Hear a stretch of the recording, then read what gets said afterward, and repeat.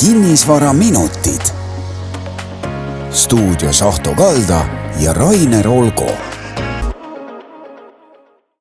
Tere kinnisvarasõber või sõbrad, ainsuses või mitmuses. Me oleme väga tänulikud, et te meid vaatate ja tulnud jälle õigel ajal õigesse kohta kinnisvaraminuteid jälgima ja vaatama. Ja mina Ahto Kalda siin ja minuga koos nagu ikka Rainer Olgo.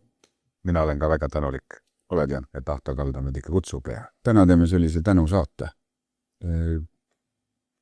Tänu täheks räägime teemal, mis kõik inimesi aitab väga. Ja selleks teemaks on broneerimislepingud. Just, mis see veel on? Sina küsid minu käest. Mina arvan, see broneerimisleping on tegelikult selline leping, mida pakub maakler. Et enne kui läheb tehinguks, et teeme ära broneerimislepingu ja küsib kohe ära broneerimistasu. Kas ma räägin õigest asjast? Ma tahaks täna rääkida lihtkirjalikust broneerimislepingust. Selle ümber on kõige rohkem segadust. Lihtkirjalik see tähendab, et ei ole notariga seotud. Just, et notar pole seda teinud. See tuleb paberitükiga, et teeme nüüd kirjutame siia peale. Jah, selles mõttes, et tänapäeval tehaksegi digitaalselt, aga ilma notarit kaasamata tehta broneerimisleping, et mis asi see on. Nii. Et see, mis notari juures on, seda hästi palju uusarendustes pakutakse, seda alguses ja erineval viisil pakutakse. Kas see on seotud ka ikka käsirahaga või? See on seotud käsirahaga. Nii. Põnev. No see on selline teema, et kui sa tahad, et tegelikult on see, mida sa tahad üldse tahta selle nii-öelda notari juures mitte tehtud asjaga, siis sa saad tahta seda, et enam edasi ei müüdaks. Aha. Et näiteks sa tahad midagi osta, sa tahad minna nüüd panka või sõbra käest raha laenama või siis oma kodukas või müüma, siis sa teed selle, süke tubli maakler pakub sulle broneerimislepingut selle pärast, võib-olla tuleb keegi veel ja siis sa võid seal pangas ju käia, aga see keegi teine ostab võib-olla sul linna eest ära. Ja. Sellepärast on need käsirahad ja broneerimislepingud, et õigupoolest minule meeldib öelda, et see on müügi peatamise leping. Okei. Et seal on mõned reeglid, mida seal ei tohi olla. Aga räägime nendest reeglitest, kui suurtest summadest me räägime, kas on 10% ostumüügi summast või mis see olla võib, ütleme see käsiraha? Mina pole seda kõige oluline, et selle lihtkirjaniku puhul, mida notari juures ei tehta. Ja. Mina ei ole pidanud õigeks, et see peaks olema 10%, et see peaks olema ikkagi sükene piisavalt suur summa, millest ei ole kahju ilma jääda. Mis ta on kahju, mitte ei ole, millest on kahju ilma jääda. 50 eurot. Ma ei tea, kas sul on kahju ilma jääda. Ei ikka, mul on 50 sendist ka kahju ilma jääda. Aga siis sinuga saab teha broneerimislepingu 50 senti. Jah. Ja nüüd on küsimus, kas teine pool on nõus, seal lepitakse kokku tavaliselt see, et toimub müügi peatamine, et müügitegevus peatatakse ära, mitmel viisil, kas siis ei müüda üldse või kirjutatakse kuulutuse peale, et on broneeritud või midagi sellist ja sina nüüd maksid 50 senti. Ja siis selle müügi peatamisel tavaliselt on ka siis nii-öelda trahv selle eest, et võib-olla, kas tehakse sama suur, et siis nüüd see müüja on pannud broneeritud ja talle helistab keegi, kuule, ma tahan ka seda osta. Oi, ma ei tea, et ma pean 50 senti trahvi maksma, ma ei tea, kes tasub. Ja siis müüb ikka ära ja maksab sulle 50 senti trahvi. Ja, aga teenib võib-olla teine pakub sellepärast eurot rohkem. Sellepärast ongi vähe, et see summa peaks olema nii-öelda motiveeriv, et seda nii-öelda müüki peatada. Eks seal on palju võimalusi nüansse, aga nagu enamik inimesi ikkagi saab sellest niimoodi aru, et nad siis kellelegi teisele ei müü. Eks see tõsi on, et maksad selle leppetrahvi ära ja müüd ikka kellelegi teisele. Siis tuleb nüüd see suurus nagu arvesse võtta. Ja, et kui see leppetrahv on tunduvalt väiksem kui see, kui palju teine ja järgmine pakub. Ja, siis järsku on motivatsioon. Inimesed on erinevad, eks ole. Mõni ütleb, et ma panen sul sõnaga kinni. Mis see tähendab? Et leppisime kokku, et... Et mehe sõna. Mehe sõna, et mina nüüd ootan. See on hea teema, et mina nüüd ootan. Ja sina ei maksnud tasu, aga mina nüüd ootan, et sina ostad. Ja sina lähed nüüd vaatama, kas sa pangast raha saad. Ja minul tuleb nüüd teine ostja. Ja mõtle seda olukorda. Minul tuleb nüüd, miks see broneerimislepingut midagi ei sõlminud. Tuleb see teine ostja, ütleb, et ma tahan nüüd ise osta, sa andsid mehe sõna. Ja sina tuled nüüd 2 nädala pärast pangast tagasi, oma mehe sõna järgi. Ütled, et tead, mul pank ei andnud laenu. Aga nüüd vahepeal oli sul ostja. Ja too ütles, et ma ka enam ei taha. ja tollest kes on kannataja, mehe sõna. Mehe sõna. Müüja on kannataja. Jah, mehe sõna kannatab. Mehe sõna kannatab. Just, aga kui nüüd tal oli, ütleme näiteks 2000 eurot, siis ta vähemasti saab selle 2000 eurot siis. Asi seega. On midagi sellist. Ja. Noh, et no eks muidugi seal on igasuguseid nüansse, mida saad kirja panna. Aga nüüd, mis on oluline, et selles lepingus ei tohi olla ühtegi müügile viitavat kokkulepet, ega sa seal väga midagi kokku lepi. Sa saad kokku leppida ainult selle, et müük ei seisma. Ja see nüüd on, hirmutav, eks ju. Et sa maksad nüüd hästi palju eurosid selle eest, et ega sa ei lepi kokku, mis hinnaga see tehing tuleb. Ei. No vat, aga maksab palju eurosid.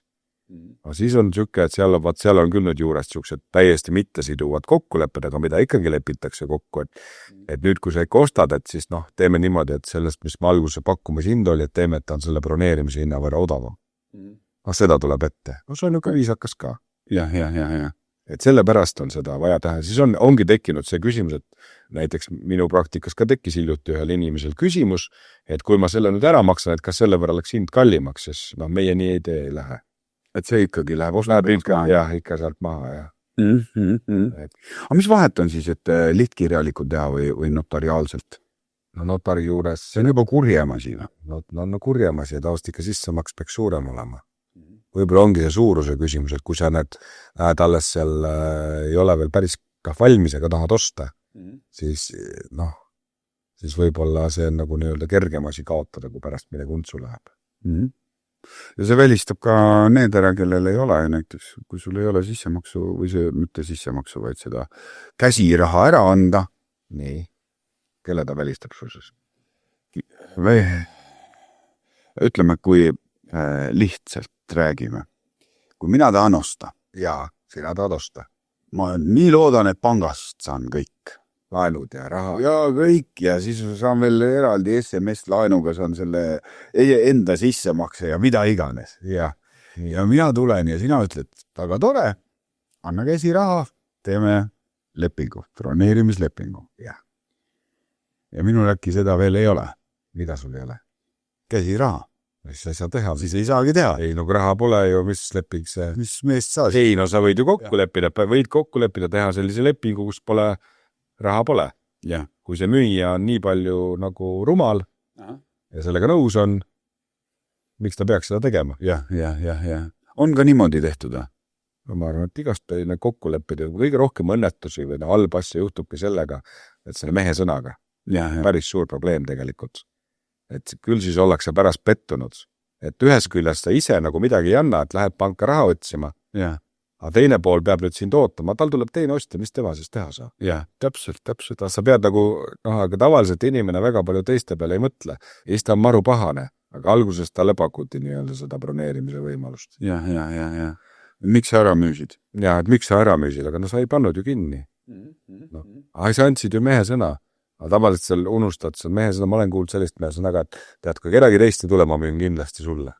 Seda kedagi teist ei tule, seda ei kuule. Aga kui sina ise tahad seda osta, miks sa arvad, et mitte keegi muu ei taha? Jah, täpselt. See on see mõte ja mis on veel selle broneerimis? Tehakse ka selliseid broneerimisleping, kus on veel igasuguseid kokkuleppeid, mida sul olla ei tohi. Et siis on need õigustühised. Aga üldiselt mina soovitaks broneerida, kui on endast lugupidav ja lugupeetud vahendaja, siis see raha võib-olla jätta siis üldse vahendaja kätte ja kuidagi nõnda viisi. Tore. Ja see ongi kogu selle broneerimislepingu teema. Võib-olla veel on mõni teema on see, et see võib-olla liiga suur ei peaks ka see summa olema, sellepärast, et ega ta sulle nagu väga palju midagi ei anna. Sest et ega see, et ma annan sulle käsiraha, sa põhimõtteliselt võid ikka selle kinnisvara kellelegi teisele müüa. Aga kas esiteks, kes selle käsiraha suuruse ikkagi ütleb ikkagi müüa ja? Või mina ütlen näiteks, mina vahendajana on soovitusi, et mina ütlen, et peaks olema vähemalt 2000 eurot. Okei. Nüüd, kuhu su eelmine lause pooleli jäi, et võib ikka edasi müüa, mida see tähendab? No mitte miski ju ei takista. Sa tegite lepingu, et ta enam ei paku kellelegi. Ei paku. Aga sul ei ole ju selle kinnisvara puhul ka mingisugust nii-öelda notari juures sa saad ta kinni panna niimoodi, et on kohe kõik asjad nagu kirjas, et on olemas nagu sellised erinevad, ka notari juures saab teha siukse lepingu, et ikka võib mujale müüa. Ikka võib müüa. Jaa, et selleks see on... Kuulutust ei tohi üles panna. No see, mis sa broneerimislepingus lepid kokku, jah, et sa heas usus sõlmid selle ja et kuulutust ei ole. Kui teine pool on ikka pahatahtlik, sellepärast ma ei soovita see broneerimistasu väga kõrgeks ajada. Ma olen kuulnud lugusid, kus on makstud väga suuri käsirahasid ja lihtsalt ilma jäädud. Sa pead vaatama, kes on teise poole peal. Mina ei soovitaks. Aga ma mõtlen vastutusele siis võtta ei anna pärast. Ei, no ikka annab. Aga kus raha läinud ja taga tuled. Ja mina soovitaksin broneerimistasusid maksta pigem vahendajale. Ja kui kaks meest seal omavahel kokku leppivad, siis ma olen kuulnud mitut lugu, et kõik inimesed on ilusad ja head, aga on mõned erandid kahjuks. Mis on ainult ilusad? No, ei tulnud välja. Sellepärast selle broneerimislepinguga või käsirahaga, et päris niisama julgelt auto tagaistmel võib-olla ei peaks ka seda andma. Jah, iga asja kohta paber. Paber ja võib-olla võiks olla, see broneerimisleping minu arvates on küll selline teema, kus vahendaja võiks olla vajalik. Ja see vahendaja võiks olla ikkagi teada tuntud? Noh, natukene jah, võiks olla... Pagunitega? Võiks olla kutseline. Kes kardab pagunitest ilma. Ja? Just, no siis on kutseline. Ehk siis kutseline maa. Et kui te oma vahel, siis võib-olla minna juba notari juurde neid igasuguseid eellepinguid sõlmima. Pagasnikus ärge tooge raha. No, pigem.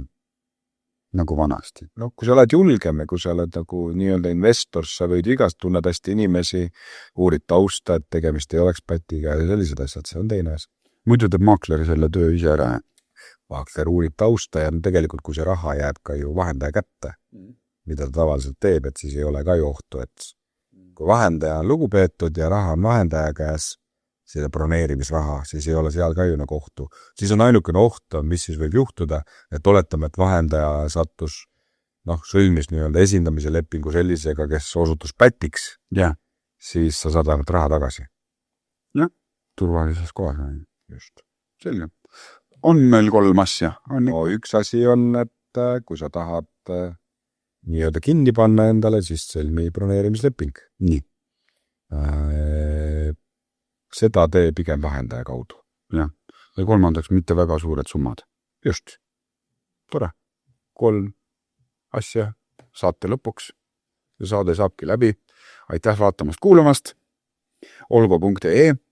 Saatke küsimusi meie. Saatke küsimusi. Meie loeme küsimused läbi. Kommentaarid ka. Me oleme ikka saanud kommentaare, mida võiksime paremini teha ja me oleme kõik arvesse võtnud. Ja kui kellelegi midagi ei meeldi, siis võid halvasti öelda. Või seda me ootamegi. Kui seures ega... Seda me ei oota, see meile sobib. Tegelikult tahame ikka kriitikat ka. Andke tuld. Ja ka teised kinnisvara saadete tegijad võite meile otse kirjutada. Ja konkurendid. Konkurendid, jah. Mõt. Aga aitäh! Aitäh! Järgmine nädal sama hooga räägime kinnisvara jutte edasi ja sama rõõmsalt. Kinnisvara minutid. Stuudios Ahto Kalda ja Rainer Olgo.